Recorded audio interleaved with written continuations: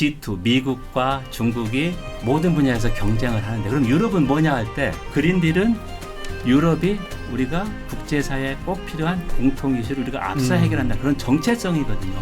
그런 정체성마저 과연 유럽이 버릴 수가 있을까? 그 얘기거든요. 항상 제가 강조하는 게 그린딜을 경제적으로만 보지 말라. 이건 유럽의 정체성이다. 이걸 빼면 유럽은 시체다. 이렇게 좀 강조하거든요.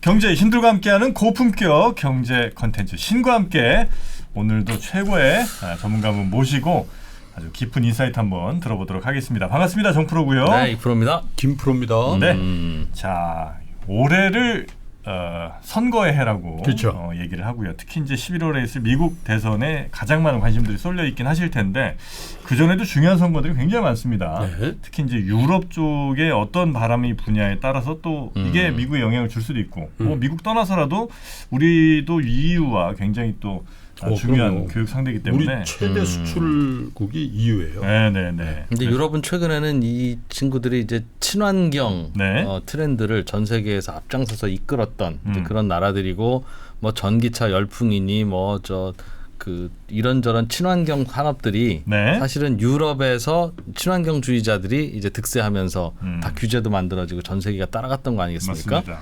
그래서 그 바람의 원천이 여기였는데 문제는 유럽도 이제 정권이 바뀌기 시작하고 선거가 다가오고 하면서 웃기지 마라 친환경 무슨 친환경이야. 네. 그런 쪽의 정치 세력들이 이제 힘을 얻으면서 네. 뭔가 그럼 전 세계의 친환경 그 인더스트리의 바람이 좀 거꾸로 다시 부는 건가 그런 변곡점에 와 있어요. 네. 그래서 유럽에 있을 주요 선거들 몇 개 좀 짚어보면서 예. 앞으로의 뭐 산업 지형 변화 같은 것도 한번 짚어보도록 하겠습니다. 안쌤의 유로톡이라는 팟캐스트 진행하고 계신 우리 안병욱 교수님 모시겠습니다. 어서 오십시오. 안녕하세요. 반갑습니다. 네, 반갑습니다. 어서 오십시오. 자, 일단 요즘에 유럽에 이제 선거들이 있기도 하고 또 앞으로도 있을 주요 국들이 있죠. 예. 어떤 나라들이 좀 있습니까? 가장 큰 선거는 이제 6월 초에 예. 6월 6일부터 9일까지 유럽의회 선거가 있습니다. 유럽 의회. 예. 네. 이제 유럽연합이 27개 회원국이 아닙니까? 네. 그래서 이제 4억 5천만 명인데 보통 16 아니면 18살부터 유권자가 있어서 유권자가 4억 명입니다. 아이고야. 그러면은 인도 전부 다네, 다음에 거의. 두 번째 세계에서 가장 큰 민주주의 선거라고 그렇게 하죠. 중국은 의미가 없고. 민주주의 안 하니까. 예, 중국 민주주의 아니니까. 아, 또 그렇게 네. 의미를 두면 그러네요. 그렇게 좀 자랑을 합니다. 아, 민주주의 선거. 네. 유럽 의회 선거가 6월 초. 예. 근데 우리가 제일 눈여겨봐야 될 것은 아무래도 유럽에서 극우 정당의 바람몰이 세력이 좀 많이 크다 보니까 유럽의 선거에서 이 사람들이 과연 의석을 얼마나 얻을까. 네. 그렇다면 우리 2%가 얘기한 대로 유럽이 그린딜 그러니까 2050년까지 넷제로를 만들겠다. 네. 온실가스 배출을 제로 만들고 그걸 크게 푸시를 했지 않습니까? 네. 예. 그게 과연 어떻게 될까? 그게 이제 가장 큰 질문이죠. 요 얘기 들어가기 전에 유럽 의회라는 게 따로 있으면 예. 동아시아 의회가 따로 있는 그런 느낌이잖아요. 맞습니다. 유럽 의회는 말 그대로 입법기관인데요. 네. 유럽 통합이라는 게 회원국하고 유럽 기구의 균형을 좀 맞추려고 했습니다. 그래서 유럽에는 유럽 의회 말고 입법기관이 또 하나 있는데 회원국 장관들이 모인 강요의사회가 있습니다. 그게 이제 같이 두 개가 입법기관입니다. 네네. 그래서 서로 핑퐁하다가 법이 만들어지는 건데요. 지금 이프로가 잘 얘기하셨는데 유럽 통합이 많이 진전돼서 27개 회원국에서 비례대표로 유럽의 의원을 선출합니다. 네. 그러면 과연 이 사람들이 27개나는데 어떻게 원내 교섭 단체를 만들까? 그게 그러네. 상당히 의문이잖아요. 그러니까요. 그런데 그러네. 이제 제가 항상 유럽의회를 얘기할 때 어떻게 얘기하냐면 이제 PPT를 한번 준비했는데요. 네. 초국적 민주주의 실험한다. 그러니까 보통 우리가 민주주의는 국가 안에서 민족 국가 아닙니까? 이렇게 생각하는데 유럽에서 독일하고 폴란드 아니면 독일하고 프랑스 중도 우파 보통 기독교 민주당이라는 말을 쓰는 거예요. 유럽에서는 그리고 사회민주당 중도 좌파가 기민당, 있는데 사민당. 그렇죠. 그렇게 있는데 이 사람들이 국적이 아니라 정치 이념에 따라서 하나의 원내 교섭 단체를 만듭니다. 네. 이런 예가 다른 나라는 없죠. 다른 지역에도 없을 뿐더러. 그렇죠. 예를 들어 그래서 유럽 국민당, 인민당이라는 정치 그룹, 유러피언 네. 피플스 파티인데요. 이거는 중도 우파, 주로 기민당 세력이 27개의 나라 중에서 합류하는 게 있어요. 지금 유럽에서 제일 크고. 제1의 네. 원내 교섭 단체고요. 그다음에 사회민주당 원내 교섭 단체입니다. 그것도 다 여러 나라의 연합. 묻혀서 맞습니다. 그래서 여기 보면은 정치그룹 원내 교섭 단체를 구성하려면 최소 23명에다가 7개 회원국이야 정치그룹이 형성됩니다. 아, 두 가지 조건이 있네요. 그렇죠. 사람으로는 23명, 23명, 나라는 7개 예, 국가. 4분의 1 회원국. 그래야 왜냐하면 그 여러 가지 민의를 반영하지 않겠습니까? 네. 자, 그러니까 사람들은 야, 유럽에서 이렇게 국가를 넘어가는 민주주의를 실험한다. 이게 상당히 우리한테 낯설지요. 네. 자, 그래서 2019년에 5년에 한 번씩 선거가 있으니까 2019년 5월에 유럽에 선거가 있었는데요. 예. 그 당시 프랑스 마크롱 대통령이 2017년에 30대 후반에 대통령이 되지 않았습니까? 그래서 친유럽적인 자유민주당 이쪽 세력이 상당히 세력을 부상해서 그게 3위 정도였었거든요. 네. 그래서 그쪽하고 녹색당이 합심을 해서 그린딜을 상당히 많이 통과시켰습니다. 자, 그런데 이 설문조사 가장 최근에 설문조사인데요. 지금은 아이디라는 정치 그룹인데요. 네. 아이덴티티 앤 디모크라시입니다. 보통 우리가 정체성 하면 극우 포퓰리스트 등장 생각하지 않습니까? 그래서 여기에 들어가는 게 프랑스 마린 르판의 국민연합, 반이슬람, 네. 그리고 유럽 동맹 반대하지 않습니까? 이탈리아의 북부 동맹, 원래 지금은 동맹인데요.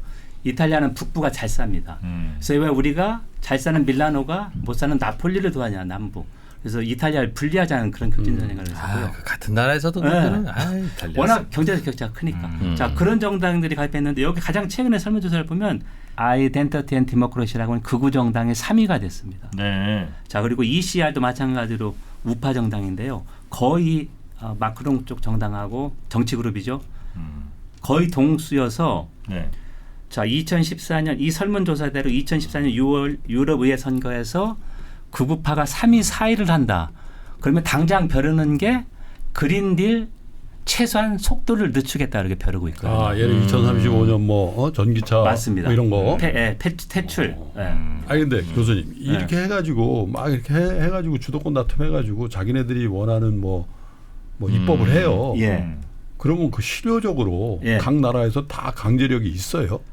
예. 아, 진짜 좋은 질문이시고요. 그게 저는 제일 궁금하더라고요. 왜냐하면 그 나라에도 다 의회가 맞습니다. 있으니까. 네. 네. 우리가 이제 유럽 통합을 할 때 통합이 뭐냐 하면 회원국이 갖고 있는 권한을 유럽 기구가 행사한다는 거거든요. 예. 그런데 아직 동북아시아에서는 예를 들면 무슨 동북아 의회가 있는 것도 아니고 네. 뭐 동아시아 기구가 결정한 걸 모든 나라가 따르는 게 아니지 않습니까? 네. 근데 유럽은 통합됐다는 게 뭐냐면 유럽 의회하고 강요의사에서 환경정책 관련 법안을 만들면 모든 회원국이 지켜야 합니다. 그게 이제 유럽 통합이죠. 왜냐하면 환경정책 권한이나 우리 단일화폐도 유럽 중앙은행이 무엇입니까? 단일화폐하고 금리를 결정하지 않습니까? 네네. 자, 그게 이제 통합이죠. 그러니까 왜 우리가 유럽의 선거를 봐야 되냐면 이렇게 해서 세력 균형이 우파 쪽으로 바꾸면 야. 지금까지는 그린들을 신속하게 할 수 있었는데 이 사람들이 지금까지 만든 그린들을 폐기는 못할지라도 최소한 속도는 늦출 수 있는 가능성이 충분히 높죠. 그러니까 이제 유럽을 우리가 왜 유럽의회를 봐야 되느냐?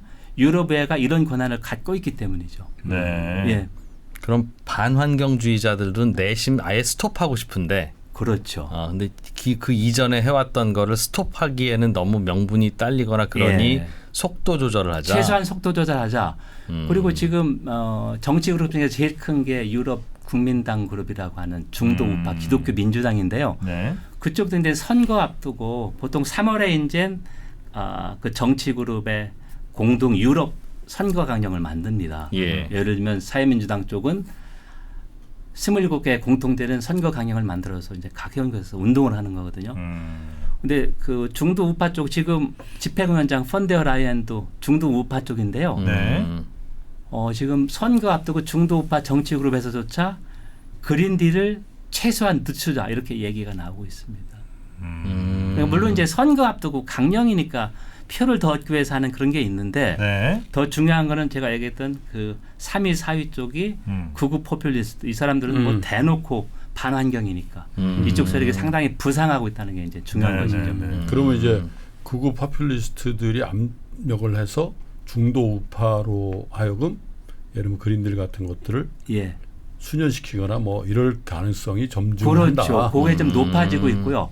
분명히 선거 앞두고 중도파가 그런 그 보통 얘기하는 폴리티킹하는 측면은 있지만 아까 김포로 얘기했듯이 전쟁 때문에 에너지 가격이 너무 많이 올랐고 식료품도 마찬가지고요.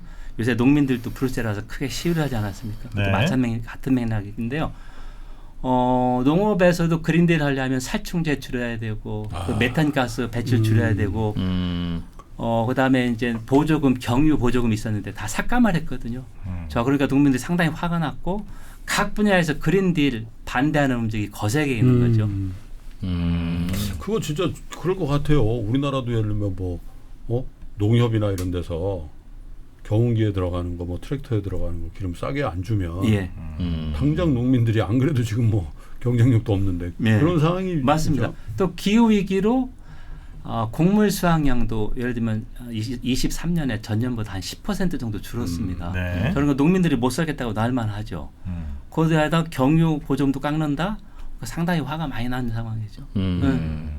그러면 친환경 규제라고 하는 게 우리는 작년만 해도 2060년까지는 뭘 어떻게 해야 되고 2050년까지는 뭘 어떻게 해야 되고 우리는 이거는 꼭 지켜야 되는 거고 뭐 그렇게 이해하고 있었는데 예.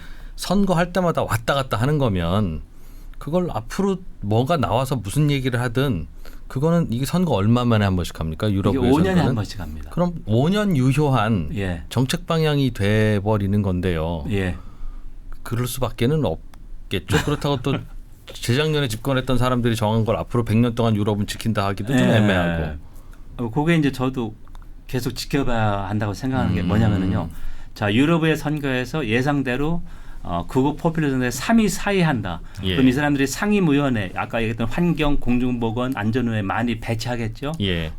제일 먼저 그린딜을 검토하는데 이 사람이 계속 브레이크를 걸지 않겠습니까? 그러겠죠. 자 그러면 그린딜 관련 법안 통과가 상당히 뭐 늦춰질 가능성 상당히 높은 거고. 근데 여기서 저는 어떤 변수를 하나 더 생각하냐면요. 이제 트럼프 재선 가능성이 상당히 높아지지 않습니까? 네. 그렇죠. 예. 그러면 이제 요거 같이 연관시켜 봐야 되는데 무슨 의미냐면 제가 한번 보면은 이 미국, 중국, 유럽인데 그 변의 굵기가 다르지 않습니까? 네. 이유가 있습니다. 왜 그러겠어요? 유럽의회가 극우 포퓰리스트가 집권이 아니라 세력을 확대해서 그린딜을 반대해도 그러면 유럽의 그린딜은 끝난 것이 아니다. 왜냐하면은 트럼프 재선과 관계 같이 봐야 한다는 이유가 네. 이 삼각형인데요.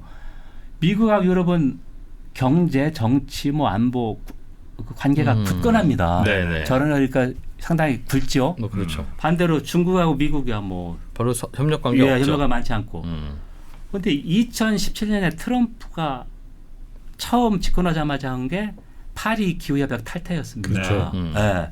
그때 유럽하고 중국이 기후위기 대응 협력을 상당히 강화를 했습니다. 트럼프가 재선되면 기후위기 대응책을 상당 부분 번복할 것이기 때문에 그럼 네. 유럽은 어떨 것이냐 해서 유럽의 그린들이 보통 우리는 그냥 경제로만 이해하지 않습니까? 유럽이 기후위기 대응해서 뭐 산업도 해서 이렇게 키우겠다. 근데 제가 강조하는 것은 아니다. 이건 유럽의 정체성이다. 그린딜을 빼면 유럽은 아무것도 아니다 이 얘기입니다. 자, 왜냐하면 우리가 얘기하는 G2 미국과 중국이 모든 분야에서 경쟁을 하는데 그럼 유럽은 뭐냐 할 때 네. 유럽은 규범을 만들고 기준을 만든다는 자부심이 있습니다. 그래서 보통 규범적 권력이라는 말을 쓰거든요. 예. 자, 그래서 그린딜은 유럽이 우리가 국제사회에 꼭 필요한 공통 이슈를 우리가 앞서 해결한다. 그런 정체성이거든요. 자, 그럼 그런 정체성마저 과연 유럽이 버릴 수가 있을까? 그 얘기거든요. 항상 제가 강조하는 게 그린딜을 경제적으로만 보지 말라. 이건 유럽의 정체성이다. 이걸 빼면 유럽은 시체다. 이렇게 좀 강조하거든요. 네. 네. 자, 그렇기 때문에 유럽의 6월 선거에서 극우 정당이 3, 4위를 차지해서 유럽의 그린딜을 속도를 늦추더라도 만약에 트럼프가 재선하면 이 트럼프 재선이 유럽으로 하여금 그린딜을 유지하게 할 것이다. 그렇게 지금 제가 얘기합니다. 네. 오히려 트럼프의 재선이 재선이 더 그린딜을 유지하게 한다고요? 유지할 것이다. 그게 이제 단기적으로는 분명히 유럽의 극우 정당하고 트럼프가 이게 맞으니까 네. 서로 짝짝꿍 하겠죠. 네. 보통 우리가 이렇게 박수치고. 그런데 이제 이런 우크라이나 전쟁도 1, 2년 안에 최소한 휴전이라도 되고 음. 조금씩 유럽이 경제가 좋아지고 그러면 네. 유럽이 트럼프와 하나가 아니지 않습니까? 자, 그러면 유럽의 독자성, 정체성을 보여줄 수 있는 거는 그린들밖에 없다는 겁니다. 자, 그렇게 보면 트럼프 일기 때 중국하고 유럽이 원치 않았지만 중국과 기후 위기에서 협력을 강화했다는 역사 선례가 있기 때문에 네. 트럼프가 재선되고 유럽의회에서 극우 정당이 세력을 확대하면 단기적으로 1, 2년 내는 유럽도 그린딜을 역행하는 듯 하겠지만 제가 앞으로 한 2, 3년 후에 더 나와야 되겠죠. 네. 제가 지금 얘기할 수 있는 것은 그럴수록 유럽은 그린딜을 포기할 수 없다 이겁니다. 근데 트럼프 일기 때는 유럽 의회의 다수 정치 세력이 친환경 정당. 예. 그렇잖아요. 맞습니다. 그러니까 당연히 우린 트럼프하고 같이 못해. 예. 달라. 그러니까 중국하고 부분적인 협력을 강화하고 예. 뭐 파리 기후 협약이라든지 이런 그린딜을 더 속도감 있게 했는데 예. 만약에 유럽 의회가 다수 세력이 극우 혹은 우파다. 예. 트럼프 잘 됐어. 그럼 우리 같이 해. 이렇게 해야 되는 거 아니에요? 왜? 그것도 가능성이 있죠. 그러니까 다수가 한 3, 4위 정도니까 이 사람들이 비토 세력이 되는 거죠. 네. 극우 세력이나 우파 세력이 네. 친환경에 반대하는 비토 정도 근데 세력인데요. 기본적으로 1등은 지금 기민이잖아요. 그렇죠. 그것도 이제 중도 우파인데 이 사람들이 선거를 앞두고 약간 네. 그 친환경 속도 조절 쪽으로 나섰고 3, 4위가 극우 정당이나 반대하는 우파 정당인데 이 사람들은 비토 세력 정도밖에 안 됩니다. 그러니까 이 사람들이 폐기는 못하지만 친환경 정책을 위반하면 그런 이제 반대에 계속 늦춰지는데 네. 그럴수록 정치는 항상 그 진공 상태가 아니라 서로 상충하는 세력끼리 싸우다가 이제 타협을 하는 것 아닙니까? 네. 자, 그렇게 보면 분명히 김프로가 얘기하신 그 극우파나 우파 정당이 속도 조절, 그린딜 속도 조절하기 때문에 트럼프가 집권하면 오히려 유럽이 그린딜이 더 늦춰지지 않냐 이렇게 지금 얘기하신 거잖아요. 근데 저는 지금까지 선례를 볼 때 그럼에도 유럽은 그린딜을 포기할 수 없을 것이다. 분명히 늦춰질 수는 있다. 하지만 그린딜은 유럽의 정체성이다.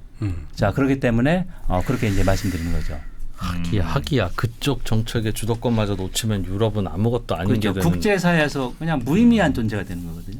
그린딜에 대한 반발이 상당히 심한 거는 맞습니다. 네.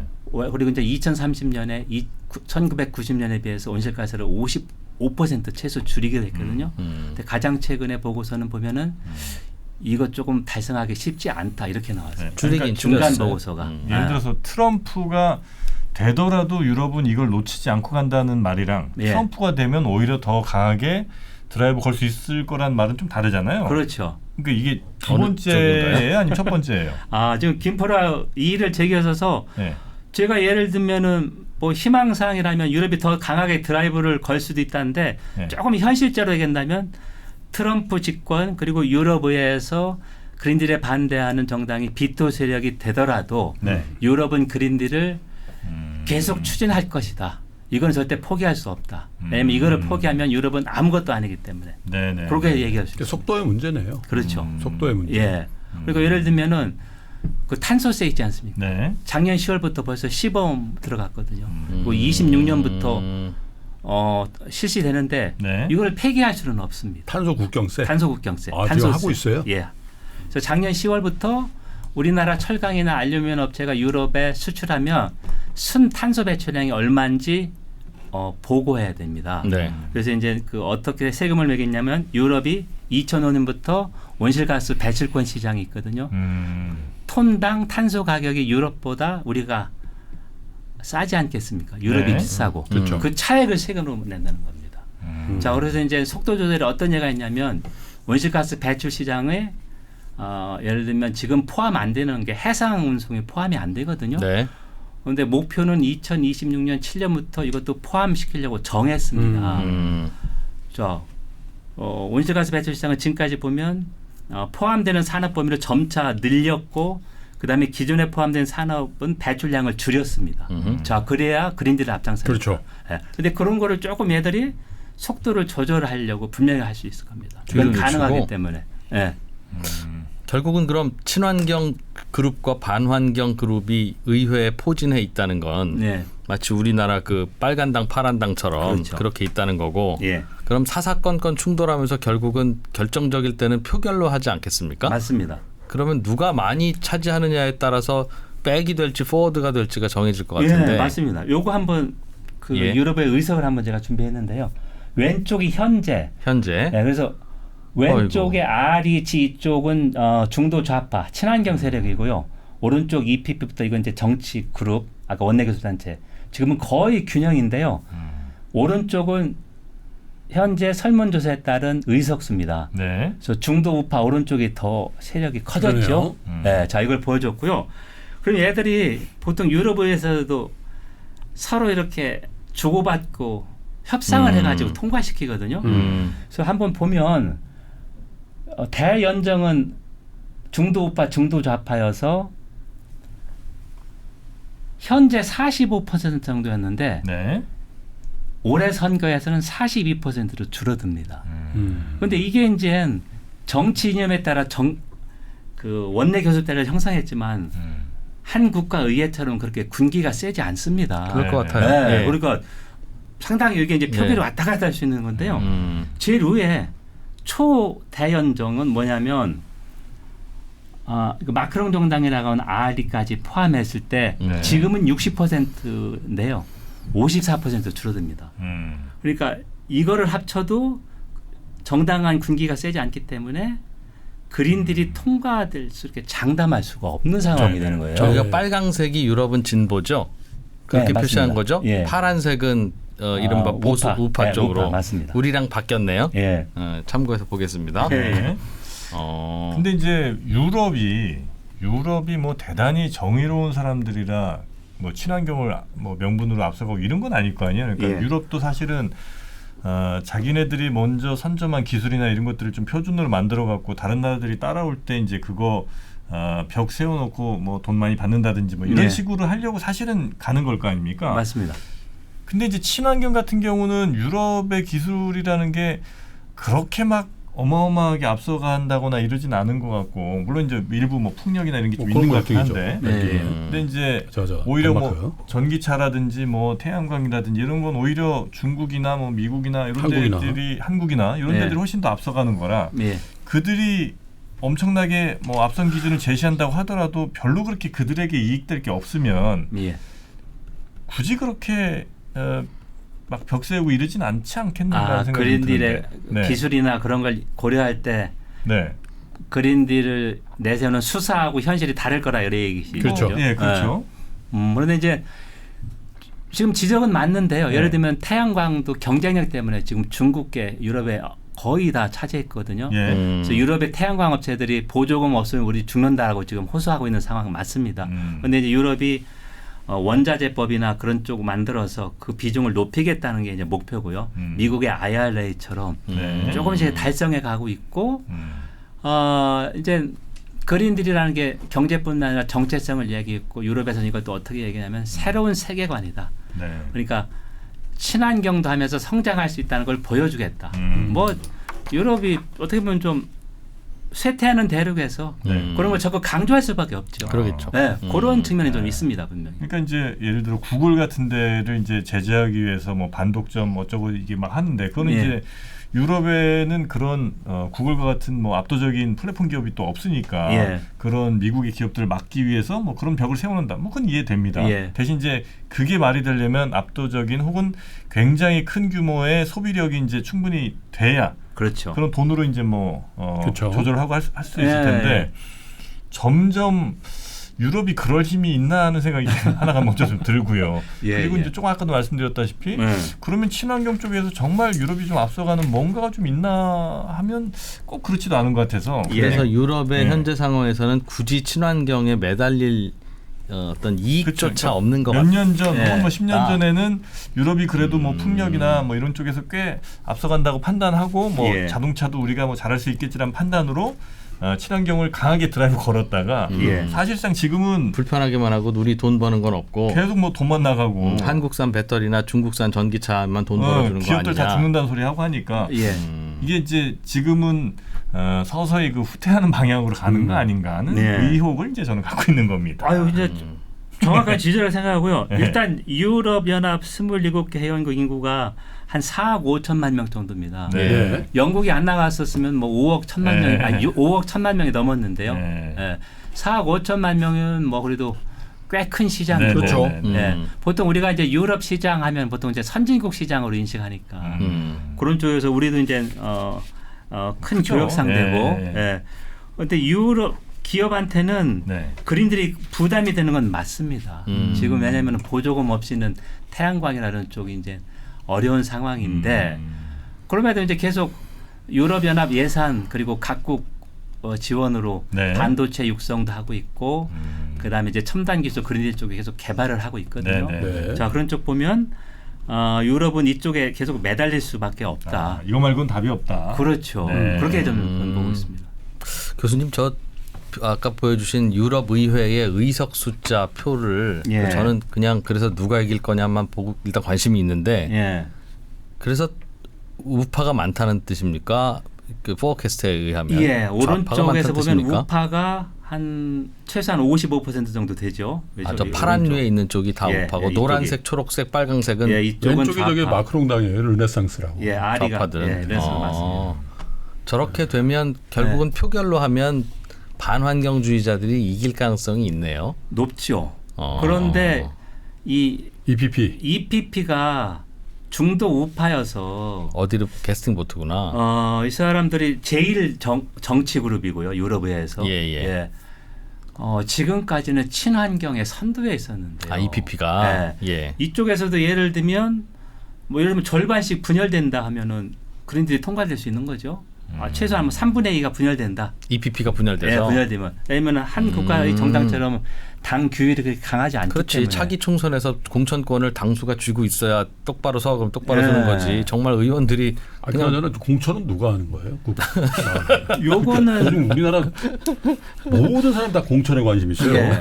유럽 의회는 27개 나라에서 다 비례대표를 뽑는데요. 아, 지역구가 정당별로 아니니까. 순서를 딱 정합니다. 아, 독일 사회민주당 정당에 1번이 투표하고 되고, 네. 정당에 투표해서 네, 그렇게 됩니다.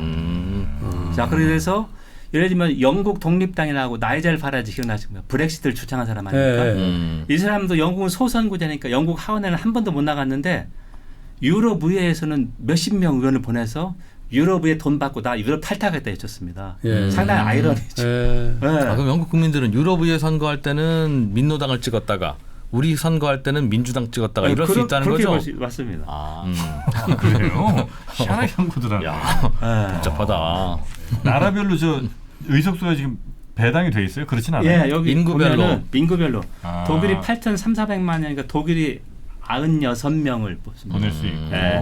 그리고 여기 보면 인구가 가장 적은 몰타가 40만 명, 50만 명인데요. 네. 예. 이쪽은 조금 플러스를 해서 6석입니다. 예를 들면 여섯 독일 인구 비례를 하지만 여기가 2, 3석밖에 안 되는데 그렇지. 이쪽은 조금 더 보정해 준 해줘야지, 거죠. 해줘야지. 네, 이런 식으로 운영되고 있습니다. 그 나라에서 갈 수 있는 의석수는 정해져 있고 대신 이제 그 나라에서 누굴 보낼지는 그 나라에서 이제 투표해 갖고 예, 결정을 비례 하는 투표로 거고요. 해서 그렇게 정합니다. 그리고 집행위원장이라고 하는 게 이제 어떻게 보면 나라로 치면 행정부 수반이죠. 맞습니다. 거기는 어떻게 뽑습니까? 그게 이제 의원들 유럽의 선거 결과에 달려 있는데요. 예. 요거 제가 한번 준비했는데 예. 6월 초에 유럽의 선거가 끝나지 않습니까? 그러면 6월 말에 유럽 정상회담, 유럽 이사회가 열립니다. 네. 수반들이 모여서 이제 인선을 얘기하는데요. 지금 예상대로는 EPP 중도 우파가 1등을 하니까 지금 펀데어 라이엔도 큰 이변이 없는 한 연임할 것이다 이렇게 얘기하고 있거든요. 네. 자, 그럼 두 번째가 유럽 이사회 상임의장인데요. 유럽 이사회는 EU 정상회담인데 그 보통 우리가 유럽연합 대통령이라고 합니다. 유럽 정상회담을 주재하고 유럽을 집행위원장에게 대표하는 사람입니다. 네네. 예를 들면 우리가 작년 5월에 서울에서 한EU 정상회담을 했는데요. 자, 여기 보시면 윤 대통령 옆에 오른쪽은 펀데어 라이엔 집행위원장이잖아요. 네. 근데 왼쪽에 있는 사람이 유럽 이사회 상임의장입니다. 자, 그래서 두 사람이 유럽연합을 대표합니다. 대외적으로. 자, 그래서 예를 들면 폰데어 라이넨이 중도 우파니까 유럽에서 예상대로 중도 우파가 1등을 한다. 그러면 큰 이변이 없는 한 폰데어 라이넨이 연임을 할 테고 그 대신에 유럽의 상임위장은 두 번째 의석을 가진 사회민주당 쪽에서 나오거든요. 1, 2당 보통식으로. 네, 이렇게 해서 유럽 집행위원장은 유럽의회에서 승인을 받아야 됩니다. 네네네. 과반을 얻어야지 그렇지 않으면 안 됩니다. 자, 그렇기 때문에 유럽의회 선거하고 집행위원장 인선, 유럽의회 상임위장 인선이 바로 연계되어 있습니다. 네. 우리로 치면 집행위원장은 국회에서는 뭐 하는 분인가요? 집행위원장은 행정부 수반을 하고 볼 수 있죠. 아, 유럽. 입법, 사법, 행정에서. 아, 유럽이라고 하는 국가가 있다고 치면 EU라고 하는 기구의 행정부 수반이니까 정책이나 법안을 제안하고 EU를 대표하고. 예. 그거는 다수당이나 이쪽이 가져가고. 네, 보통 그렇게 가져갔습니다. 지금까지 보면. 야, 근데 어쨌든 이게 11월 초에 있는 미국 선거에서 공화당 후보인 트럼프 공화당 후보라고 해도 되겠죠 지금은 네. 거의 네. 여기 되고 저기 9구 이기고 그리고 안 그래도 지금 친환경 이 정책이라든지 뭐 여러 가지가 좀 후퇴한다. 왜냐하면 네. 인플레이션도 있고 전쟁도 있으니까 먹고 살기 힘든데 무슨 환경이냐 이런 얘기들이 많은데 저런 결과가 동시다발적으로 동시에 나와버리면은 예. 상당한 변화가 있을 수도 있겠군요. 저도 말 그대로 트럼프하고 유럽의 극우가 결합하면 최소한 1, 2년 동안은 뭐 상당히 시끄러울 테고 미국은 대통령 권한이 강하니까 IRA 뭐 폐기는 못하더라도 하나 줄이지 않겠습니까? 그렇죠. 예, 그런 거 할 수 있을 테고 유럽은 예를 들면 탄소 국경세를 폐지는 못하더라도 나머지 새로 시작하는 거 브레이크를 분명히 걸 테고 네. 최소한 단기적으로 1, 2년 정도는 분명히 그렇게 할 것이다. 하지만 예를 들면 중국이 그런 틈을 잘 노리거든요. 자, 중국이 그러면서 계속 우리가 예를 들면 자유무역 하겠다. 최소한 말로는 그다음에 중국을 빼놓고는 기후위기 대응이 어렵지 않습니까? 그러니까 이제 중국에서도 최소한 말로는 우리 기후위기 대응 적극하겠다 해서 이제 유럽하고 협력하는 모양새가 분명히 나올 겁니다. 네. 그게 이제 실질적인 결과를 알 수 있을 거예요. 예를 들면 이제 2%가 제가 한 1년 반 전에 할 때 똑같은 얘기 했는데 유럽은 절대 이거를 포기할 수는 없을 것이다. 왜냐하면 이미 큰 목표를 제시했기 때문에. 네. 하지만 이게 목표를 달성할 수 있을까 아니면 달성하지 못할까 똑같은 질문이거든요. 그게요. 그래서 우리 브렉시트도 예. 지금 하기 전에 투표할 때는 그래 브렉시트 하자 했다가 예. 이제 이렇게 힘드니까 예. 유럽인 영국인들도 아유 우리 브렉시트 잘못했나 봐. 네. 그러니까 마음이 완전 바뀌잖아요.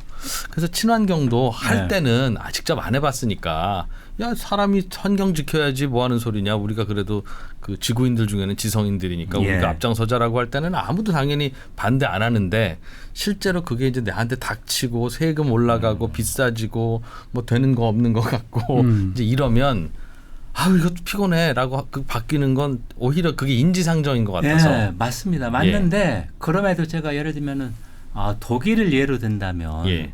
독일은 녹색당이 79년부터 의회에 진출했습니다. 네. 네. 그러니까 유럽 국가 중에서 상당히 빨리 진출했고요.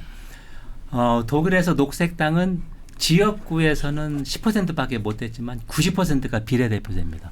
독일이 연동형 비례대표제니까. 자, 그래서 예를 들면 독일 유권자들은 지역구에서는 사표가 안 되게 그냥 그 큰 정당을 찍지만 나는 녹색을 지지하면 제2투표에서 전략적으로 투표해서 녹색당을 찍습니다. 자, 그래서 이제 독일이 그런 지금 연립정부가 사회민주당, 녹색당 그리고 가장 친기업적인 자유민주당 세 당 연립인 거거든요. 네. 자, 그래서 예를 들면 사회민주당하고 녹색당만 연정을 했더라면 독일의 친환경정이 상당히 빨라졌을 텐데 그렇겠네요. 가장 친기업적인 자유민주당이 들어와서 계속 브레이크를 걸었습니다. 자, 그래서 이제 천천히 왔지만 그래도 다른 나라하고 비교하면 독일이 조금 앞서 나가는 상황이거든요.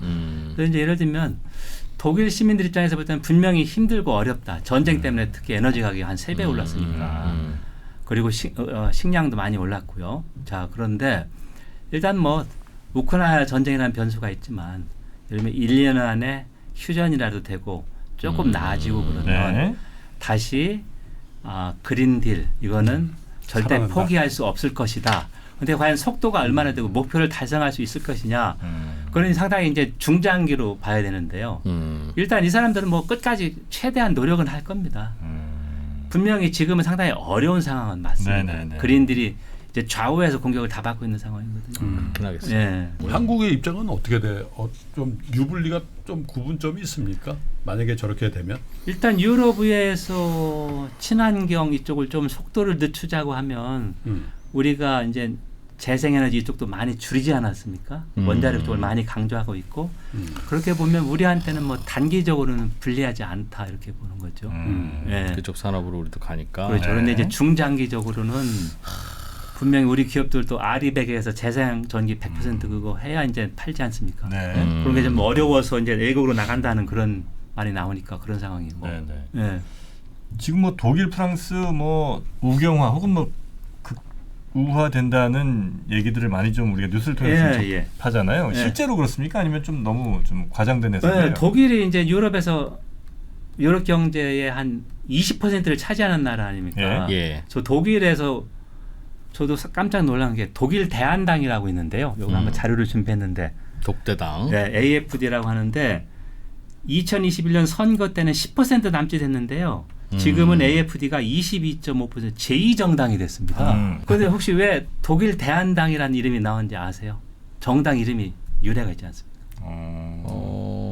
2013년 봄에 나왔는데요. 이제 10년이 좀 11년이 됐죠. 그 당시에 이제 그리스 구제금융 2차 구제금융을 했거든요. 네. 근데 독일에서는 어떻게 생각했냐면 독일 사람들은 자신들이 부지런한 개미고 그리스는 번 거보다 훨씬 많이 쓴 배짱이라고 생각을 했어요. 근데 독일이 가장 크게 이제 구제금융을 부담해야 되니까 독일에서 그리스 지원을 엄청나게 반대를 그랬었죠. 예. 그렇죠. 이해가 돼요. 그렇죠. 네. 왜냐면 특히 이제 독일은 통일 후유증 때문에 안 그래도 사람들이 허리띠 졸라맸는데. 네, 허리띠를 졸라맸거든요. 그렇죠. 복지도 많이 삭감됐고. 그때 이제 메르켈 총리가 우리가 독일을 이끌고 있으니까 그리스를 지원해 줄 수밖에 없다 이렇게 하니까 그리스 지원을 반대하는 사람들이 아니다. 그리스를 지원하는 거 말고 다른 대안이 있다. 그래서 이 정당 이름을 독일 대한당이라고 줬어요. 그래서 이 사람들이 대안을 해서는 건 독일이 유로존을 탈퇴하자. 자, 그래서 이제 독일 대한당은 반유럽 통합, 반이민. 그러니까 반이민 유럽에서는 반이슬람입니다. 독일 사람끼리 잘 살아보자. 극우네요, 예, 극우입니다. 극우 정당입니다. 그래서 이제 독일에서는 이 극우 정당 진출이 상당히 어려웠습니다. 왜냐면 그 역사의 업보 때문에. 특히 또 하나는 뭐냐면 독일은 헌법에 최소한 5% 지지를 얻어야 연방 하원에 진출할 수 있습니다. 히틀러 출범 전에 바이마르 공화국이라고 독일의 최초의 민주주의 국가가 있었는데 그때는 정당이 20-30개가 됐습니다. 네. 이 5% 규정이 없어서. 그래서 이제 5% 규정을 만들어서 진출에 얻었는데 이 사람들이 2013년에 만들어서 2017년 총선에서 처음으로 연방 하원에 진출했습니다. 자, 그때 이제 난민도 많이 들어와서 그걸 집중 공략을 했죠. 그리고 이 사람들은 구동독 지역에서 한 5분의 1 정도 지지를 받습니다. 서독 지역은 10분의 1도 안 되고 합해서 이제 이런 게 나왔는데 갑자기 이 사람들이 제2정당이 된 이유가 우크라이나 피난민이 독일에 100만 명 넘게 들어왔습니다. 그런데 이 사람들은 바로 임시 시민 자격증을 줘서 한 사람당 1년에 얼마나 지원을 받을 것 같습니까? 우크라이나 피난민 독일에서. 한 사람당? 네, 1년에? 복지, 교육, 의료 다 1년에? 주거든요. 1년에 얼마? 3천만 원? 예산으로 그 정도까지는 아닐 것 같고요. 거기서 일해야지. 최소한 10,000유로니까 한 1,400만 원. 1,400만 원. 그래서 100만 명이 들어왔으니까 14조 원입니다. 야, 그것도 쉽지 근데 않겠다. 직접 교부가 있고 여러 가지 또 사회 예, 시설 쓰는 예. 거 가지 맞습니다. 그렇게 치면 훨씬 많죠. 그러니까 대구시 인구가 230만인데요. 네. 2024년 대구시 예산이 13조 원 정도입니다. 예. 그 대구시 예산보다 많은 난민 지원에 이 돈을 쓰고 있거든요. 자, 그러니까 독일 대한당의 세력을 엄청나게 확대했죠. 우리도 먹고 살기 힘든데. 그렇죠. 예. 참 어떡하냐 그. 아니 근데 유럽에 가보면은 제가 뭐 좀 살아봤잖아요. 그러니까 우리 한국하고 미국 생각하고 완전 다르다니까. 지금도 저기 대학 교육 무료 아니에요? 독일? 무료입니다. 거의 무료. 그러니까 저기 유학생도 무료예요. 예. 그거 어떻게 상상이 되냐고. 1년에 한 뭐 3-40만 원 됩니다. 그러니까 그동안은 무료다. 미국 네. 가려면 막 1억씩 내야 돼요 지금. 미국 사립대학 보내려면. 예. 수혜자 부담 원칙이 유럽에는 없는 거죠. 유럽은 교육을 복지라고 생각하죠. 네. 교육 복지. 그 대신에 세금을 많이 내고요. 근데 우리나라에서 상상도 못 하거든요. 근데 그게 컨센서스였다는 거죠. 맞습니다. 유럽에. 예. 그런데 저런 그거에 극렬히 반대하는 정당의 지지율이 22%가 나온다는 네. 거는 특히 이제 독일에서 그렇다는 게 상당히 놀랐고요. 네. 가장 최근에 독일이 유럽에서 탈퇴한다. 도이칠란드 엑시트에서 덱시트란 말이 나왔는데요. 세상에. AF 당원의 절반 정도 45%가 그래. 유럽에서 탈퇴하자 하는데 나머지 정당에서는 10%가 안 됩니다. 이게 참 놀랍죠. 그러니까 독일은 말 그대로 유럽 통합을 통해서 전쟁의 어포를 씻었고 독일 경제가 계속해서 성장한 거거든요. 이제 국제사회에서 신뢰만한 파트너가 됐고 네. 독일한테 유럽 통합 말 그대로 상당히 거의 정체성과 비슷한데 이제 프랑스에서도 마린 르펜의 그 국민연합이라는 네네네. 그쪽이 지금 지지도가 30%여서 유럽의 선거에서 그 극우 정당에 제일 많은 의석을 얻을 것이다 이렇게 결과가 나오고 있습니다. 이탈리아도 좀 그렇지 않아요? 네, 이탈리아도 마찬가지입니다. 예. 지금 집권 여당이 이탈리아 형제당이라는 극우인데요. 네네네. 이쪽도 지금 제일 높은 지지율을 보이고 있습니다. 그러니까 그거는 이제 유럽 전역에 있는 어떤 반이민 정서 같은 걸 대변하는 정치 세력들이 많이 지금 인기를 좀 끌고 있다 이렇게 이제 봐야 되는 거죠. 맞습니다. 반이민, 반이슬람 정서가 상당히 강합니다. 독일은 유럽 탈퇴하면 자기들 나라 돈 같이 자꾸 세지고 그래서 좋을 게 하나도 없을 텐데. 옛날에 그 유로존 때 독일 탈퇴해야 된다 할 때 지금 2% 같은 정확한 말이 나왔습니다. 예를 들면 만약에 독일이 독일 마르크를 가지고 있었으면 독일 화폐 가치가 너무 저렇게 수출 안 될 텐데 상승해서 말이죠. 수출이 안 돼서 오히려 마이너스일 것이다. 그런 분석이 나왔었습니다. 우크라이나 EU가 물 건너 갔겠네요. 그러면. 저는 한 10년, 15년을 보고 있는데요. 네. 예를 들면 우크라이나 EU 가입을 제일 반대하는 나라가 회원국 중에서 어딜 것 같으세요? 우크라이나의 EU 가입을 반대하는 반대하는 지금 나라? 회원국 어딜 것 같으세요? 폴란드? 근데 뭐 대체로는 다 폴란드가 맞는데 왜 그럴 것 같으세요? 이유가 있을까요? 아니 거기 폴란드가 옆 나라니까. 그게 아니라 폴란드가 EU 국가 중에 최전선에 있으니까 예. 뭔가 지원을 해줄 나도 텐데. 도와줘 이렇게 하는데 예. 그 위에 떡 생겨버리면 내가 널 왜 도와줘야 되니 이렇게 됩니다. 폴란드가 우크라이나 피난민을 제일 많이 받았습니다. 네. 한 네. 180만 명 받았고요. 음. 폴란드, 우크라이나하고 역사 보시면 거의 함께 살았습니다. 그래서 폴란드의 우크라이나인의 최소한 20%까지 살고 있습니다. 자, 그렇게 가까운데 왜 반대냐면 유럽연합 예산 중에서 3분의 1이 농민 지원, 3분의 1이 낙후 지역에 사용됩니다. 자, 그런데 여기 제가 준비했는데요. 폴란드 농민 비중이 지금 EU 27개 회원국 중에 제일 높습니다. 야. 그리고 낙후된 지역이 많아서 폴란드가 EU 예산에 10원을 내면 100원을 돌려받습니다. 자, 요거 도표가 있는데 여기 보세요. 폴란드가 마이너스는 순 혜택을 받았다는 거예요. 그래서 119억 유로를 돌려받았습니다. 낸 거 플러스 마이너스 순 돌려받은 게 네. 이게 폴란드 GDP의 거의 2% 가까이입니다. GDP의 2%를 어디서 받겠습니까, 폴란드가? 자, 반대로 독일은 가장 큰 많은 돈을 내고 있는데요. 255억 유로를 냈습니다. 순 플러스 마이너스에서. 네. 그래서 이제 헝가리나 바르샤바 이런 쪽 가보면 큰 건물이나 지하철에 이렇게 크게 유럽 연합 기가 있는데요. 이거는 유럽 연합의 지원을 받았습니다. 이렇게 됐습니다. 왜냐면 낙후 지역이 많기 때문에. AID 아파트구나. 네, 치면. 정확한데요.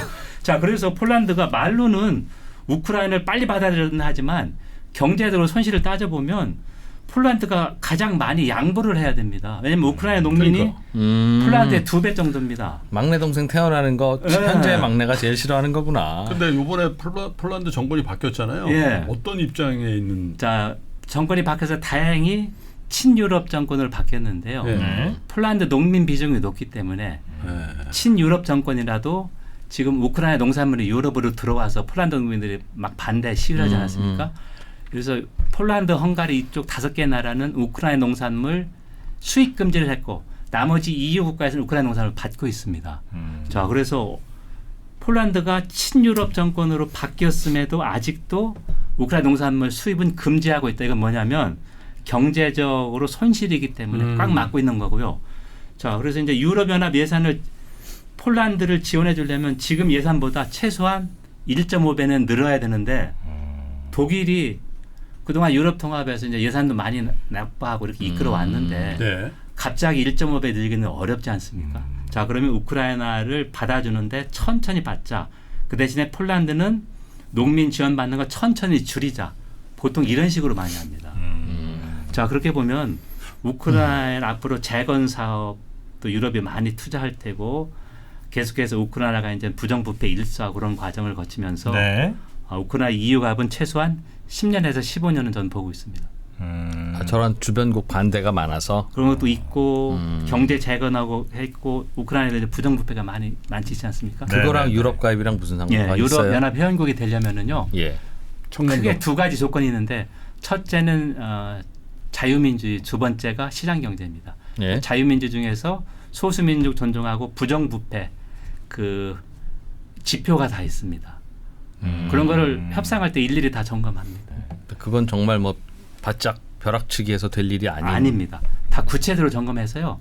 그리고 이제 공동 농업 정책, 공동 통상 정책 같은 그 32개의 공동 정책을 가입하려는 국가들이 다 일일이 점검해서 유럽 연합하고 합의가 돼야 다 사인을 합니다. 야, 불가리아는 됐다 이거죠.